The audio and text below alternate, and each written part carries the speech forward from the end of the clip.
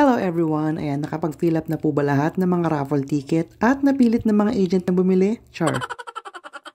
Ay nauuso nga po yung mga ganitong raffle ticket mga kalalabs, lalo na po ngayong Pasko at New Year, at dahil po magkabilain din yung mga nagaganap na raffle draw.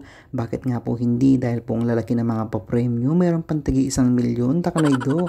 Kaswerte po ng mga mabubunot para manalo. Syempre legit naman itong mga ganitong klase ng paraffle at depende pa rin yun sa mga agent na pagkukuhanan nyo. Kailangan nyo pong alamin kung talagang legit, dahil po sayang ang pambabayad nyo.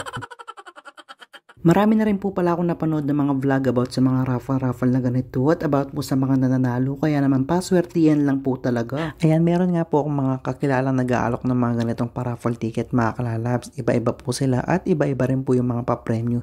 Nasa sa inyo na lang po kung ano yung pipiliin nyo at yung presyong kabot kaya po. Pero sana naman alibisa, alipilit sa mga agent po dyan na pinipilit yung kanilang mga raffle ticket, ay sana naman po intindihin nyo, baka po yung inaalok nyo ay wala pong budget, takanaydo. Meron din po akong kakilala mga kalalabs na nagbabakasakali pong manalo ng 1,000,000, kaya naman po kumukuha po siya ng maraming buklet at pinipilat man po niya para sa kanyang sarili. Takanaydo, malay nga po naman natin Wala nga kasiguraduhan itong mga ganitong mga kalalabs, pero malay natin swertihin this time Takanaydo.